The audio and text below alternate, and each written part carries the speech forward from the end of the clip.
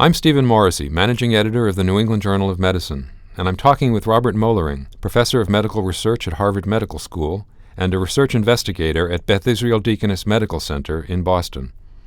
We're here to discuss antibiotic resistance and what can be done to combat it.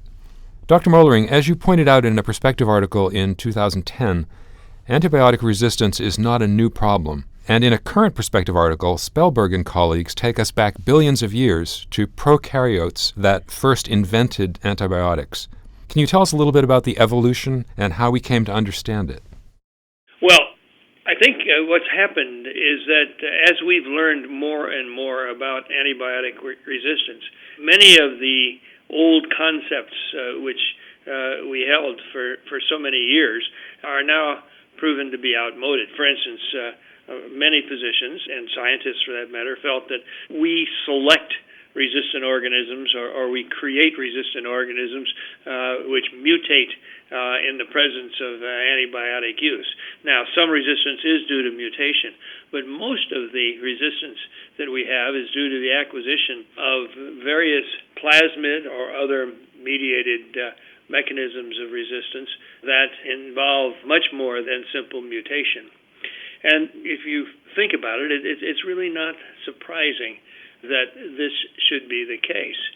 After all, what are antibiotics? By definition, an antibiotic is an antimicrobial substance made by one microorganism that inhibits the growth of one or more other microorganisms. So these are naturally occurring products, and virtually all, not all, but virtually all of the antibacterial agents which we currently have in our armamentarium are natural products. They're from fermentation of bacteria and related species, such as actinomycetes, which are found in nature.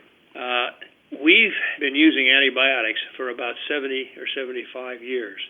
And during that time, the bacteria have had plenty of time to uncover their resistance mechanisms. Now, why should these resistance mechanisms be present in nature?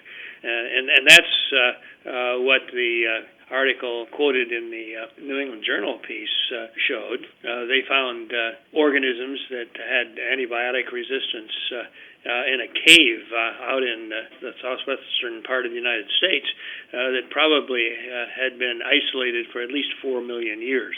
And so these bugs certainly hadn't seen modern antibiotics, and yet they had mechanisms of resistance to the antibiotics we have. Well, there are several reasons why they're going to be present in nature. First of all, the antibiotic producers don't want to commit suicide, and so they have to have a mechanism to inactivate the antibiotics that they're producing in order to survive. And most of the mechanisms of resistance that we now know of in clinical isolates of bacteria are found in the antibiotic producers.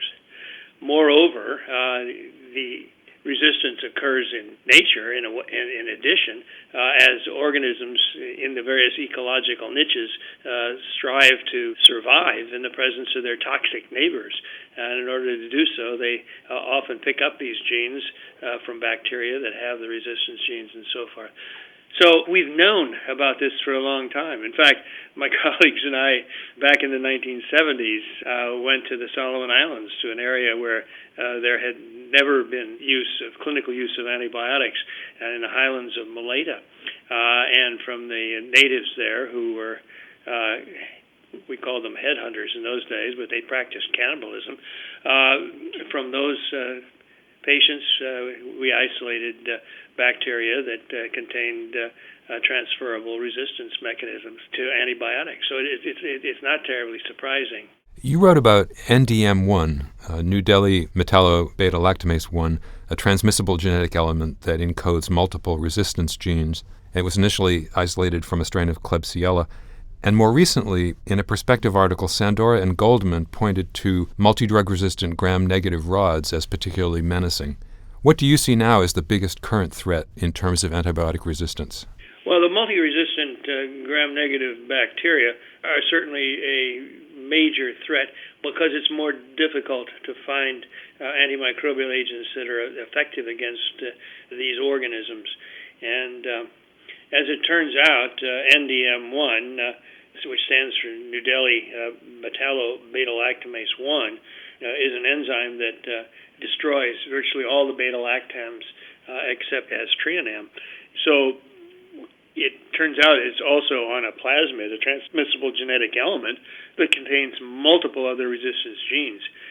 And so the organisms that pick up these genes, as was the case with the Klebsiella in New Delhi, are, to begin with, resistant to virtually everything we have except colistin and sometimes tigacycline.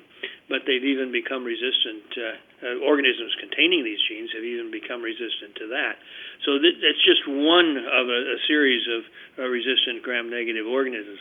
Turns out that although I said in that perspective piece a couple of years ago in the New England Journal that the resistance mechanism came from Klebsiella, there's now good evidence that suggests that it probably started in Acinetobacter and somehow got transferred into Klebsiella. Now, these organisms are starting to spread around the world, and we're seeing more and more problems with highly resistant strains of Klebsiella pneumoniae, many of which contain enzymes that destroy virtually all of the beta-lactamases. But we're also seeing more and more problems with resistance in E. coli, the organisms that cause uncomplicated urinary tract infections and cystitis, especially in young women. And we are now getting to the point where, because of this resistance, which is being seen in these organisms, the oral agents which we used to use very effectively don't work anymore. So I think the gram-negative organisms, and you always hear about Acinetobacter, you hear about Pseudomonas, and yes, these are problems. They're always listed because they have more complicated resistance mechanisms. They have more efflux pumps. They have an extra layer of outer cell envelope that the antibiotics have to get through, and it is just not nearly as easy to find antibiotics that work against them as it is to find antimicrobials that work against gram-positive bacteria. Spellberg and colleagues describe 5 strategies for combating resistance: preventing infections, encouraging new economic models to promote research and development, slowing the spread of resistance, discovering new ways to attack microbes without driving resistance, and altering host microbe interactions rather than attacking the microbes directly. In the realm of prevention, Sandora and Goldman wrote that we already have the tools to control the spread of infections, but we haven't been very good at using them. Do you agree, or do you think, as Spellberg would say, we need to think outside the box and find new methods? Well, I agree completely. We do have a lot of effective mechanisms right now, and it has proven amazingly difficult to implement them. Just a simple mechanism of hand washing and getting physicians to and other healthcare professionals to wash their hands between patients, to use skin decontamination in that process has been very, very difficult to achieve. In those hospitals where there has been more success with that, they've had fewer nosocomial infections, but there's probably a limit based on the fact that humans can only be led so far to do things, and also a limit because of the fact that isolating patients, putting them on precautions, making healthcare workers wash their hands before and after they see them, often limits the number of times they're seen by their healthcare providers, and that's seen as something of a disadvantage too. So we certainly need to work that out. We probably could use more effective ways of decontaminating rooms and inanimate objects that are used by patients who have multi-resistant bacterial infections. Certainly the methods that we have right now are far from perfect in that regard. But I completely agree that we have a lot of the mechanisms right now. We're not very effectively using them. Now, if we could think of other more dramatic and unique ways to do this, I'd be the first to applaud it and try to implement it. But it's very hard to come up with things that we have not already looked at in the infection control arena. Of course, the most effective thing that we can do is to prevent the selective pressure caused by multiple antibiotic use, especially multiple inappropriate antibiotic use. Too many of our patients, especially in the intensive care units, receive multiple antibiotics. First of all, we don't know what happens when you give 2 or 3 or 4 antibiotics at the same time. For all I know, there may be antagonism, and some of the antimicrobial agents may be less effective in that setting when agents are used in combination. We have a very short window here during which we've been able to use antibiotics effectively. That window so far is just over 70 years old since the discovery and first use of penicillin. And in that short period of time, bacteria have found lots of ways to become resistant. When you realize that bacteria have been here for 2 billion years, that the numbers of bacteria in nature are just astronomical, it's not surprising that we're going to see this. And moreover, it would be impossible not to see it in that sort of settings. So we can do some things by more appropriate antibiotic stewardship, appropriate use of antibiotics, and we have to do that. We must do that in order to save what we have. The Infectious Diseases Society has proposed a new regulatory approach whereby drugs would be approved on the basis of small clinical superiority trials focused on infections caused by highly resistant pathogens. And then those drugs would be given very narrow labels to limit them to special populations. What do you think of that potential avenue? Well, I think anything that would encourage the discovery and application of new agents against multi-resistant gram-negative organisms in particular is something that we should encourage. The problem with these infections is that the ones that we have are very, very serious and often life-threatening, but they're not that common. And so one needs to cut down the number of patients that are required to get approval of a drug like that, and that's what this initiative would do. I personally think it's a very good thing, and I completely applaud it. Shifting focus a bit, how big a problem do you see antibiotic use in livestock and other environmental exposure being? Well, that's like the gun discussion that's currently going on in Washington. It is very complicated. And the problem here is everybody who looks at it from sort of the medical point of view says, we shouldn't be giving antibiotics to animals. Particularly, we shouldn't be using them as growth enhancers. There isn't very much evidence that they do enhance growth that much. And there certainly is plenty of evidence that they select out resistant organisms. The farm lobby and the aquaculture and other lobby comes back and says, yeah, but show us where the organisms have caused a problem. A good example of that is with vancomycin-resistant enterococci. In Europe, the Europeans for years used a drug called avoparsin as a growth promotant in chickens, pigs, and other farm animals. Avoparsin is the first cousin of vancomycin. And as a result, the gut flora of these animals contain large numbers of vancomycin-resistant enterococci, and yet Europe didn't have a problem with VRE infections. Whereas in the United States, we did have big problems. Well, it turns out there's a very simple explanation for it, and it shows the complexity of what we're dealing with here. The organisms that were selected out and became resistant to vancomycin in the gut of the animals in Europe were incapable of colonizing and infecting humans.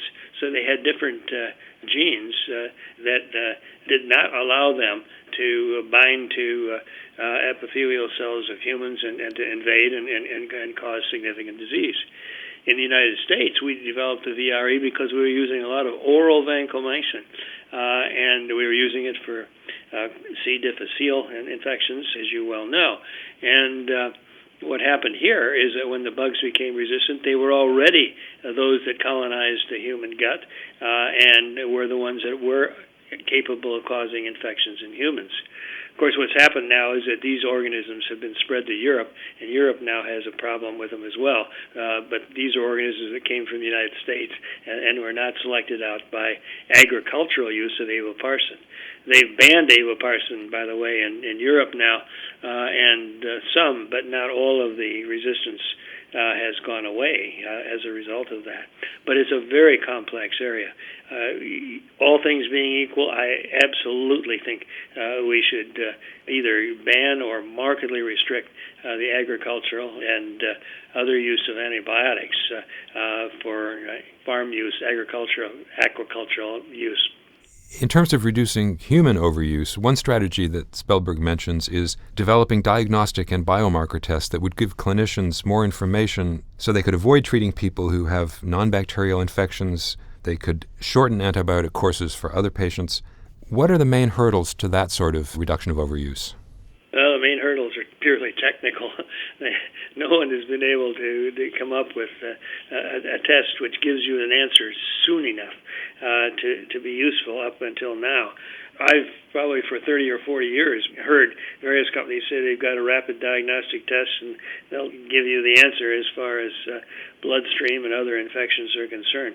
But most of these rapid tests depend upon having a positive culture first.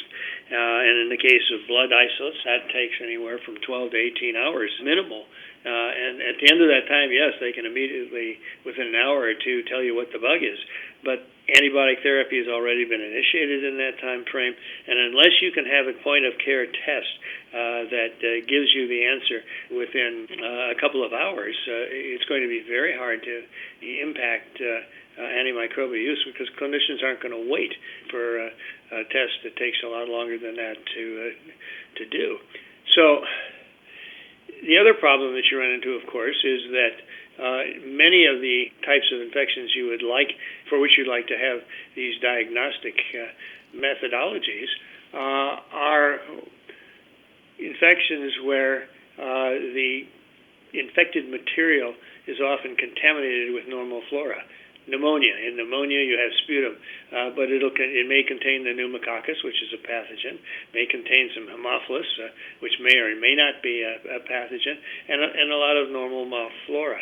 And so there has to be some way to differentiate a simple carrier of the pneumococcus from a patient who has pneumococcal pneumonia in that setting. Now, people are working on all of these tests, and my own feeling is that even though there's been a lot of crepe hung about the inability of these tests really to do what they say they can do up until now, I think within the next 5 to 10 years, there will be better rapid diagnostic tests. And once we start having these, I think clinicians will be able to use them and will be able to tailor their antibiotic therapy to the cause of the infection and not have to just use broad-spectrum coverage so that they don't miss something.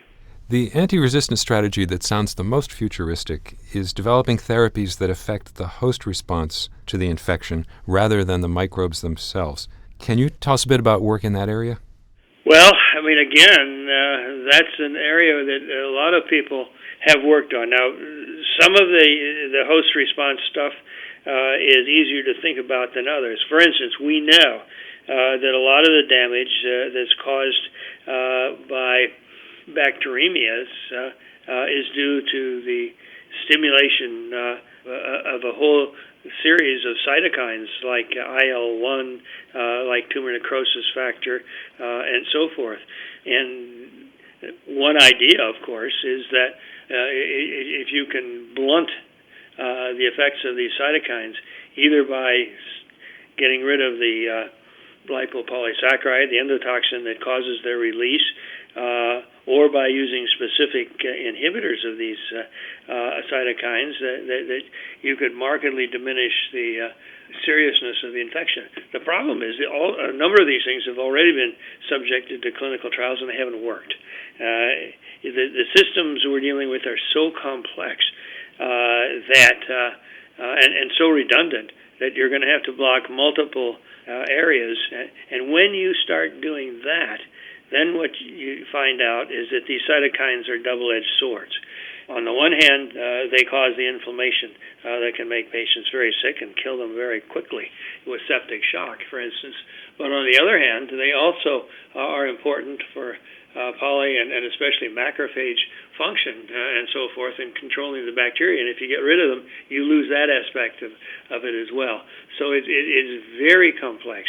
A lot of people are thinking about this, but I think we're a long way away from having anything that is truly effective here. Thank you, Dr. Moellering.